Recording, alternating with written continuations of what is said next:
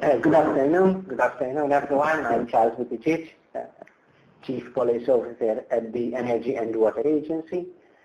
We are doing this presentation as part of our participation in the Odyssey Mule project.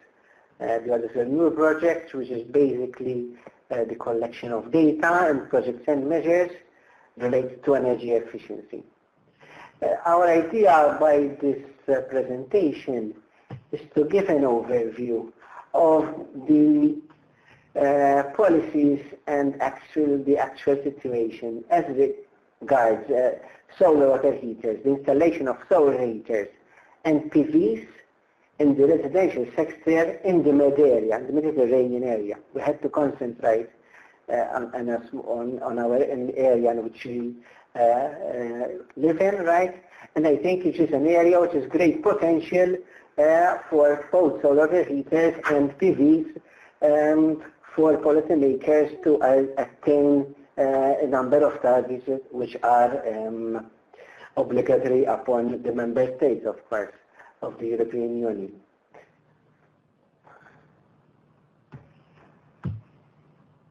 As I said, the policymakers have to favor renewable energy from solar in our area in the Mediterranean. I'm sure that Simon will go into the availability of solar power in our area, and of course solar renewable energy is an essential part, a very big part of the attainment of targets. And so, as we shall see later on, all policymakers of the Mediterranean region develop policies to make most use of solar power. There are other renewable sectors which can be available for the Mediterranean countries, but these are limited. Basically, our geographical and logistical situation places us with different potential as regards hydro, which is negligible in most of the Mediterranean states, and wind, which is very, very limited. And of course, thus, again, we have to concentrate totally on the solar power.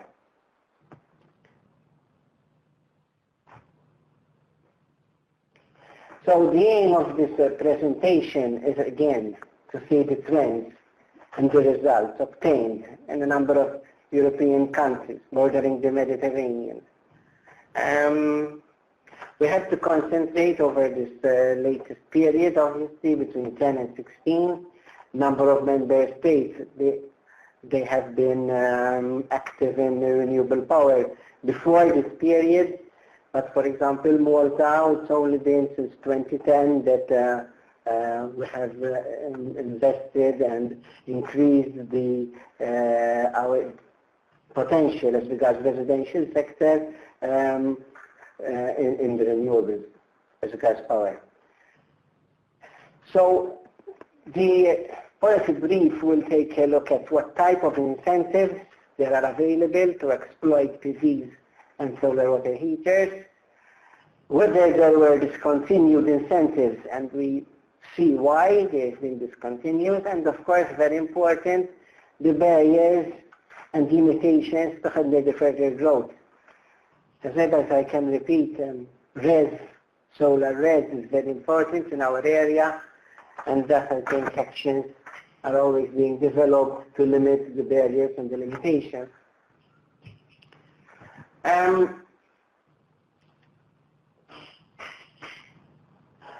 So in our policy we developed a number of questions to prepare this policy brief, and there you can see the list of countries that participated. You can see there was a very good participation from a number of EU Mediterranean states, and the questions we forwarded were the following.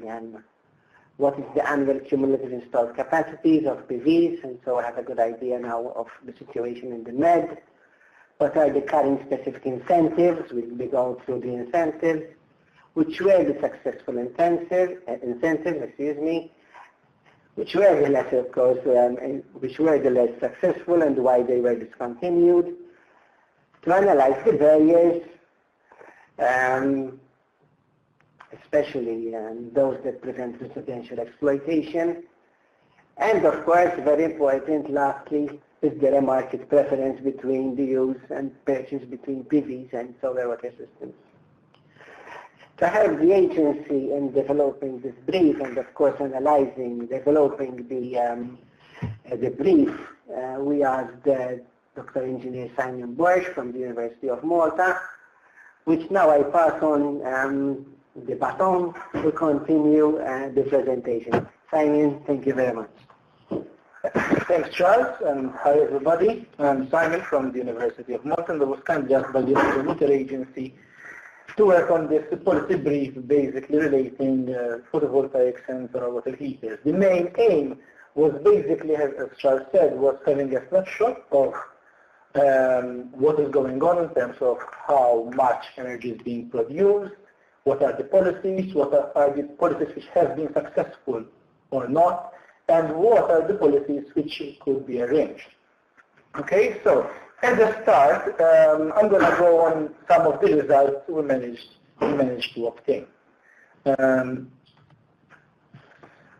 Excuse me. So, starting off with solar water heater results. Okay, basically what you are seeing in this slide is a share of residential energy consumption supplied by solar thermal over the 2010-2016 period. In the policy brief, in the full policy brief, but even in this presentation, we do cover aspects and policies which have been implemented after 2016. However, in terms of energy production, we focused mainly on data which has already been audited to some extent or another. Okay, so some of the data is actually made available from the national energy agencies, while some other data was available directly from Eurostat.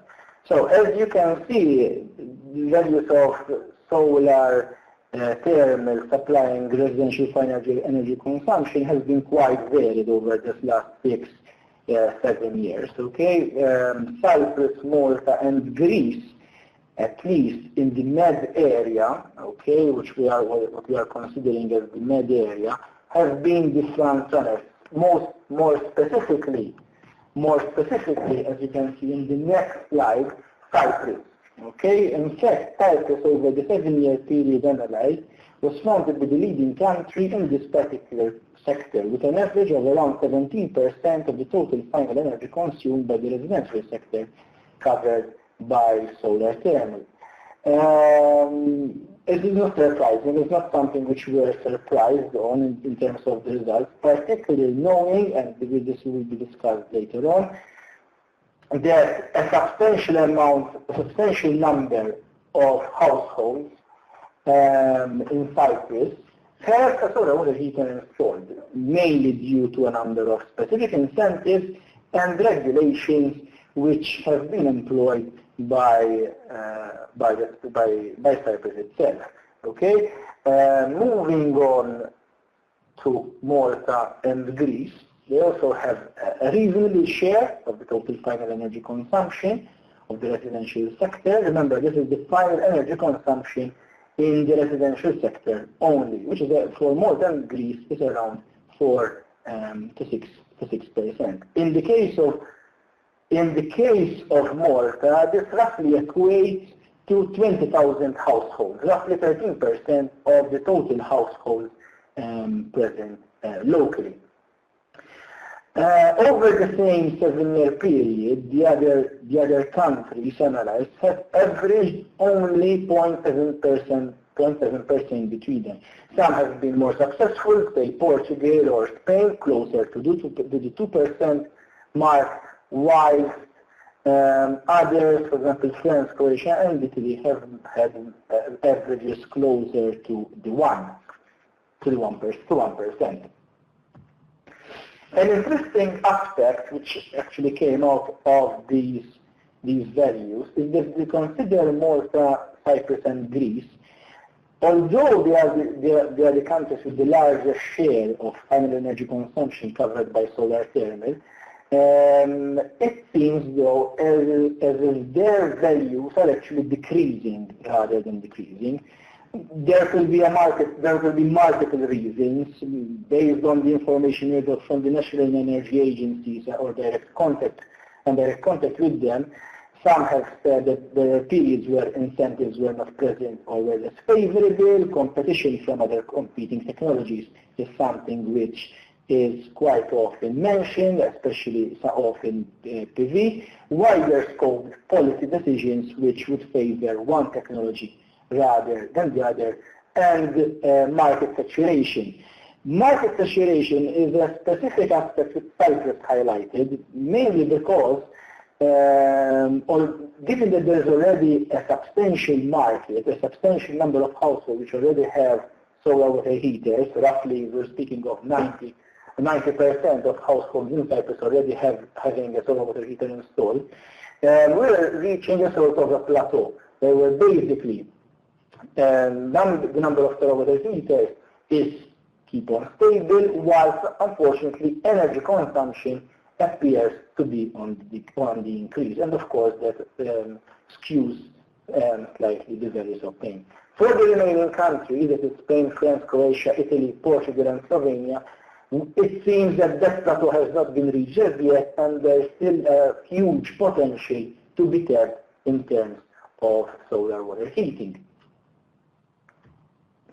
Moving on to photovoltaics, unfortunately, we didn't obtain all the results, all the values and the energy data which we wanted, and the values which we are showing now is basically the data which we had at the time of going into the presentation and writing the policy brief. So what you are seeing here is the share of residential final energy consumption supplied by solar photovoltaics over the 2010-2016 period for specific countries, mainly Spain, Italy, Malta and Portugal. All four countries have been relatively successful, although one has to specifically mention Italy and Malta, specifically for the high annual jump in terms of their final energy consumption covered by photovoltaics in the residential sector. Okay, there was quite a drastic increase in between the 2010 and the 2016 period. Whilst actually going through the slides, I actually mentioned one of the aspects which I think is a main reason as to why this happened, and this is that mostly such a huge annual jump was associated with, now open brackets, what can be considered unilaterally very generous incentives. Okay, and as we'll be seeing later on, some revision has been done in terms of the amount of incentives which are being dished out in these two specific countries. It would have been interesting to have more data from the other participating countries. Unfortunately, that data was not made available in time. So that was in terms of the results. Moving on the current incentives, as Charles said, for solar technologies,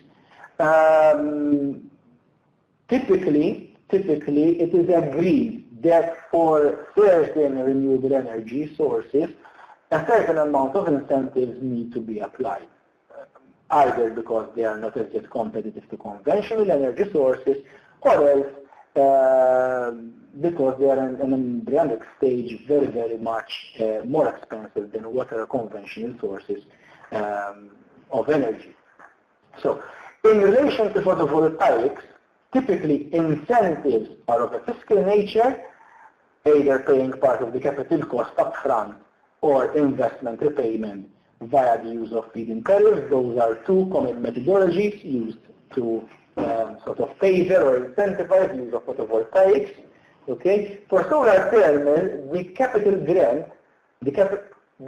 grant part financing the initial cost is typically the only incentive route. Of course, just to say, there is no feed-in tariff in this particular case. So it's either part financing the initial cost, or else the cost of the solar thermal is so low that it actually pays on its own merit.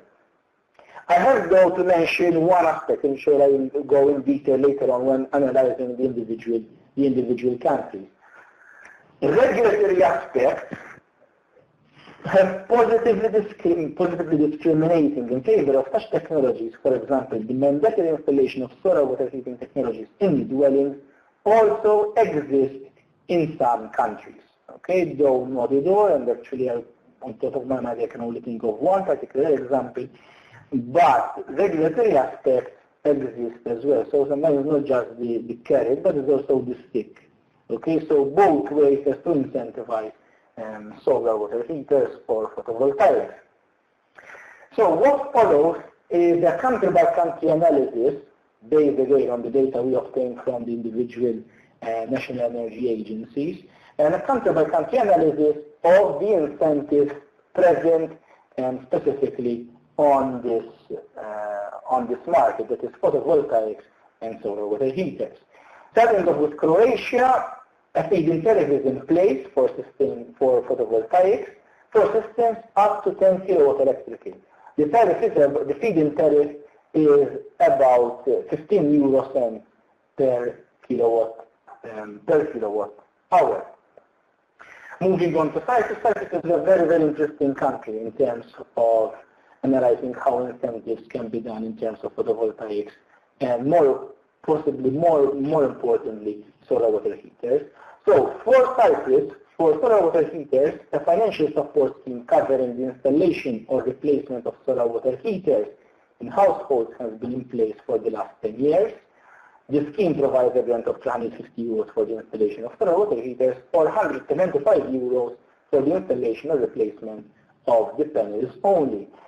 Interestingly and more importantly, new dwellings built after 2010 are legally required to have a solar water heater for hot water production, and that of course has driven the number of solar water heaters installed in the residential sector. In terms of PVs, Cyprus has, similarly to other countries, moved with a mixed approach. It is a grant and the part feed-in tariff. Used to be a feed-in tariff, now it's a net metering agreement. So for photovoltaics there is a grant of 500 euros per installed kilowatt, up to a maximum of 2,700 euros for the installation of photovoltaics. However, this is mainly for vulnerable customers, vulnerable consumers. That is, as described by the National Energy Agency itself, mainly low-income consumers. All residential photovoltaic, there is no right now there is no feed-in tariff. There's only a net metering agreement. Since 2017, and this is a bit outside our 2010-2016 analysis, since 2017, only single-family residential buildings are required to have 25% of their energy requirements satisfied by RES. And that's a very interesting method how to go about sort of getting renewables installed in single-family residential buildings. In apartment buildings, which of course by their very nature are more problematic in terms of roof space, as will be discussed later, ownership, etc. This percentage lies at 3%. Italy is another country which has been quite successful, especially in terms of photovoltaics. There were a number of feed-in tariff schemes for new photovoltaic installations over a number of years, which were considered very generous at the time. I'm sure now that some of the incentives have actually gone down quite substantially. Solar thermal systems are included in a package of energy efficient measures which benefit from tax rebate. Malta, now I can possibly speak more in detail about our own country. So, speaking about solar water heaters, so talking about solar water heaters, a scheme part financing the purchase of residential solar water heater systems was launched in 2011 and periodically renewed. Actually, the sort of incentives regarding solar water heaters have been present, I think, roughly since the mid-2000s, so roughly 2003, 2004. However, they weren't so generous in terms of attracting people into investing in the into these solar water heaters. Currently, the beneficiary of such an incentive can benefit from 50% of an eligible equipment and installation cost up to a maximum of 700 euros. In terms of photovoltaics, and that's where I think Malta has actually done a lot of its work. A first feed-in tariff was launched in 2010, but then over the years these incentives, or rather these schemes, were revised to address basically changing realities, especially in terms of the cost of photovoltaics.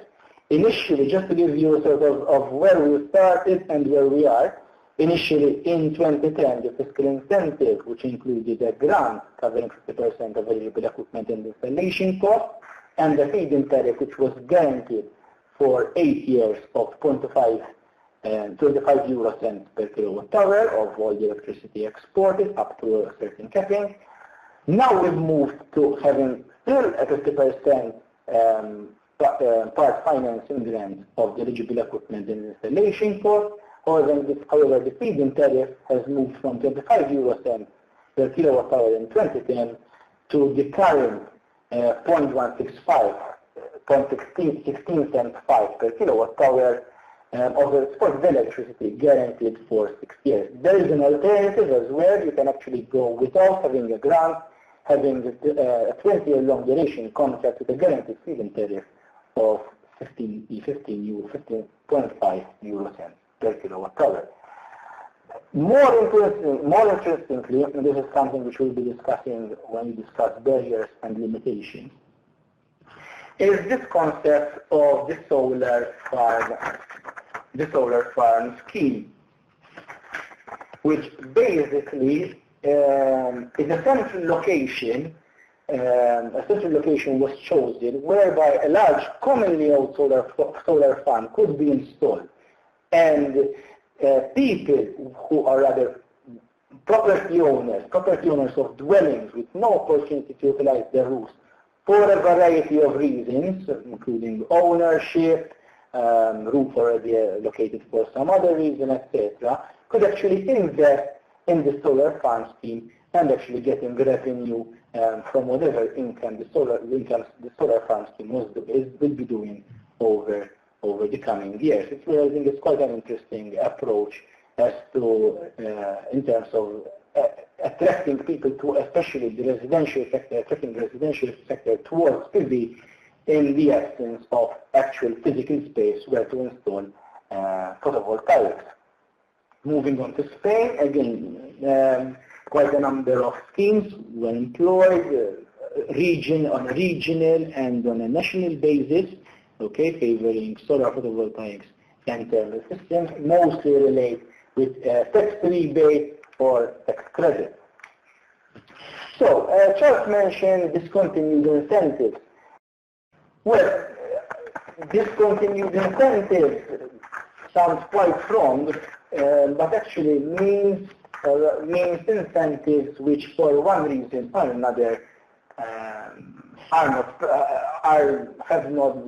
have been discontinued or modified to a certain extent. Okay, typically fiscal incentives are often modified or discontinued, either because they have been unsuccessful in positively influencing the market, or because the incentives was time-barred, basically meaning that the allocation of the fiscal incentive was for a specific period of time, say 1 year, or till the budget allows that particular fiscal incentive. In a number of cases, incentives are discontinued as the technology being incentivized becomes competitive on its own merit. And that's basically, I think, where the market should aim for, that the technology becomes so competitive compared to other conventional sources of energy that there is no need really of incentivizing that particular technology. at least 3 countries, that is namely Malta, Cyprus, and Italy, and this touches on to what I was discussing before, that there seems to be a decrease often in terms of what's been going on. There's a sort of a rational decrease in terms of the peak which we're obtaining. It reported how incentives for photovoltaics were reduced because the technology prices locally became so competitive compared to conventional sourced electricity that the technology was no longer in need. In some cases of the incentives, that's all, in some cases of the significant incentives. Some countries decided to remove the incentives completely. Other countries, in particular case Malta, decided to actually reduce the incentives which were being provided. In the specific case of Cyprus, feed-in tariffs were removed completely in favor of a net metering agreement. So what are the barriers and limitations for further growth? There are 2 typologies of barriers and limitations which are associated with barriers and limitations specifically for the residential sector. Here we're discussing residential sector specifically. For industry and commercial entities, the realities are somewhat different. But mainly for the residential sector, the barriers and limitations can be associated to 2 broad categories. One being space constraints, and the other one being investment-related uncertainties. Now, in terms of space constraints, in the residential sector, one can mention basically the limitation of available roof space, okay, as being a specific issue, especially in the case of urban conservation areas or heritage-sensitive areas where occasionally, depends on the specific country, there might also be a burden in relation as to what appears from the frontage of the house, okay, given that might be an area which is particularly sensitive to its appearance and its location. So that might be one possible limitation. Apartment blocks were highlighted by practically everyone who actually replied to our questionnaire as being the most problematic building typology in terms of injecting or inputting renewables into it, mainly because either there is no insufficient space, either there is no direct ownership by the tenant, or there is disagreement in terms of who supplies what. Okay, so apartment buildings can be highlighted as the most problematic. Just to say, terrace houses, villas, and other typologies are those which are possibly most adequate to take renewables on board. One other aspect which is becoming important is also the competition created by other facility requirements, such as, for example, heating, ventilation, and air conditioning systems, so the use of air handling, chillers, condensing systems, boilers, taking up important roof space, water storage, or other entities which compete for the same roof space, also pose a barrier to the installation of more solar technologies. In relation to investment-related uncertainties or investment-related barriers, what we obtained from the people, the agencies we asked, were the following 4 barriers, basically. Now, this could be true for one country and not applicable to another country. Of course, we're just listing what individual countries have mentioned as possible limitations. High initial investment when no incentives are made available. Weak credibility of the industry, especially when no mandatory certification of installer exists as yet.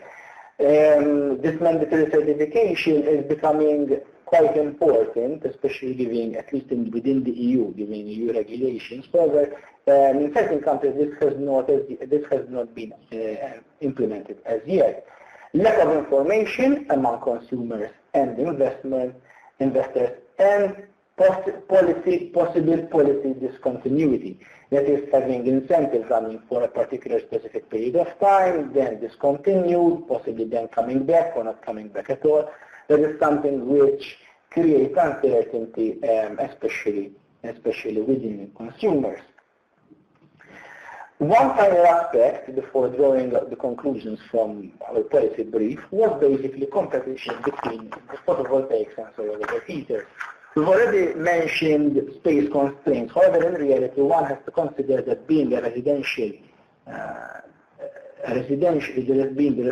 sector, consumers or property owners, basically, we're talking of, or tenants, have to consider what type of business or financial implication they're going to enter to. So basically,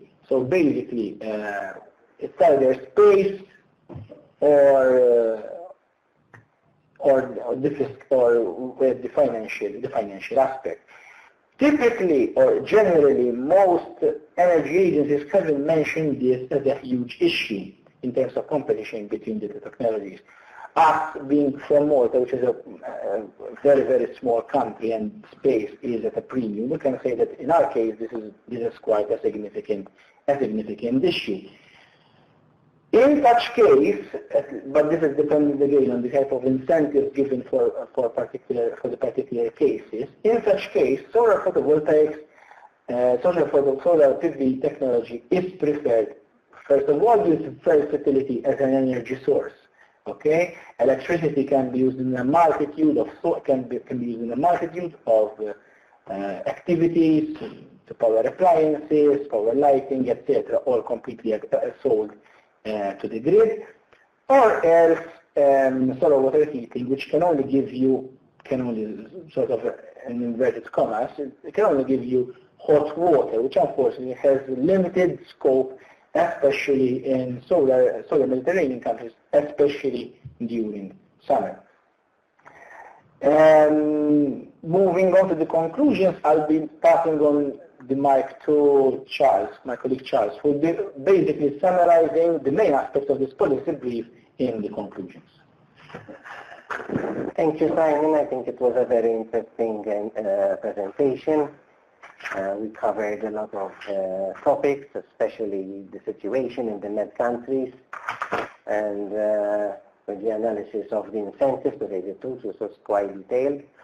As I think, as we can conclude from this analysis, is that all Mediterranean countries agree that solar, thermal and solar photovoltaics have been a good alternative to conventional fossil fuels. The reduction of fossil fuels, of course, is always on the agenda of every government. We know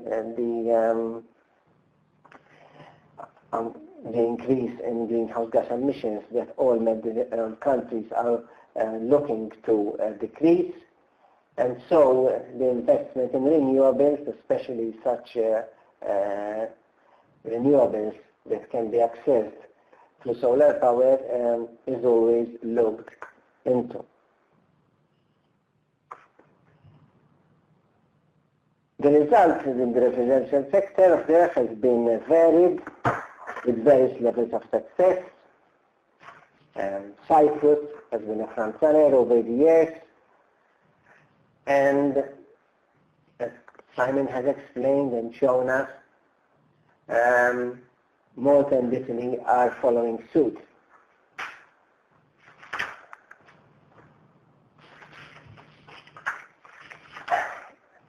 It is also clear, as Simon has indicated, that incentives played a great part. Incentives were significant, and of course they had to be changed over the years so that they reflect better the market of the time. For example, in Malta, this due to the lower price of the solar panel, the availability of the solar PV over the years, the feed-in tariff was reduced to a certain amount, but still it is very attractive due to the lower prices of the PVs available. Of course, Simon indicated that regulations also made significance in a number of countries, and I think it is a stand that can be followed soon by other Mediterranean states. The limitations and barriers, we concluded, of course, for some member states, It is considered as still a high initial investment, especially if there is no incentive. Very important, as Simon indicated also, is the certification of installers. There are still member states where this is lacking. I think the certification of installers gives peace of mind to the consumer that the installation being installed is of the right quality. Lack of information, and there's also part and parcel of our work at the agency, but I think all of the agencies in the Med countries and all over the European Union.